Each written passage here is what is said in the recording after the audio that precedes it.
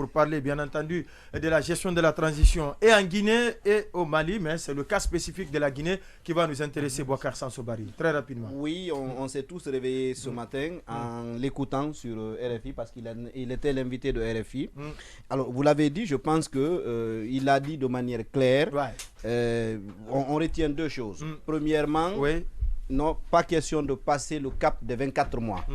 Impossible de passer le cap des 24 mois.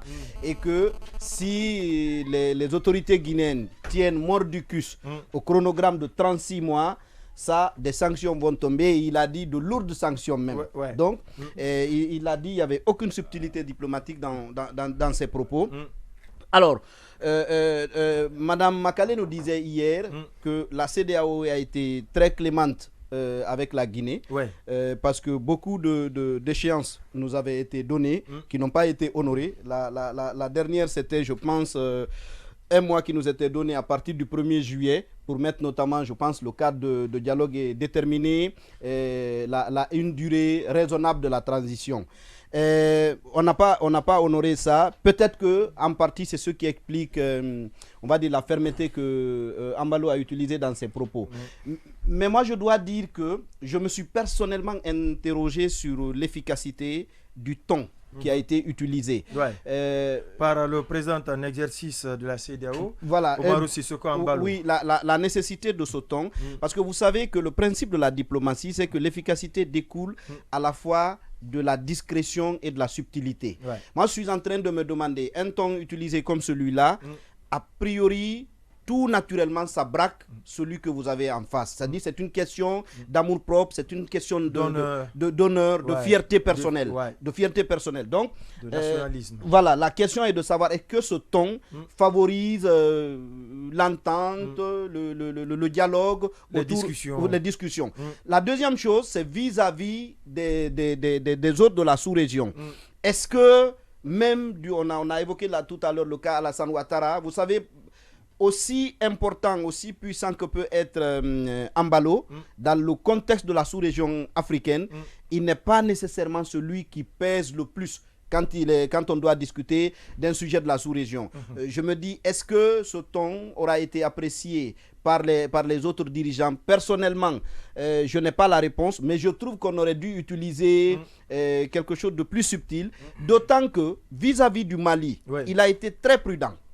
Par exemple, quand on a dit, est-ce que vous exigerez que vous ferez adopter des sanctions si le Mali persiste à ne pas libérer les soldats? Il a dit, pour le moment, non, je ne vais pas me prononcer, le sommet va décider. Donc, il y a une espèce de fixation sur le cas de la Guinée.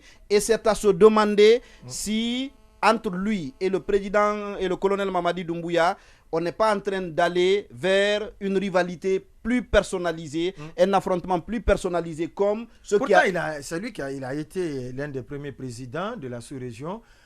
Oui, non, mais les rapports se sont dégradés ensuite. C'est quand même extraordinaire. Oui, Lamine Moïma Sissi. Oui, et ça, vous faites bien de le rappeler. Il est venu parce que c'était de faire un pied de nez à Alpha Condé. Et ça, nous savons les relations qu'il entretenait avec Alpha à l'époque. Et il a même voulu rencontrer le président déçu, qui n'a pas voulu le rencontrer à juste raison. Et donc, c'était pour ça. C'était en quelque sorte se venger de lui.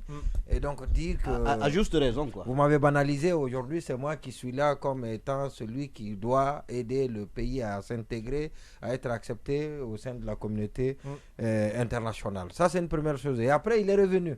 Les relations sont dégradées parce qu'on a senti en lui, voilà, donc quelqu'un qui a d'autres intentions, qui ne soit pas parce qu'on parle souvent de ses rapprochements avec Cellou Dalein. C'est ce qu'on lui reproche, c'est ce qu'on lui soupçonne. Et on dit qu'il agit au compte de l'UFDG, de l'opposition.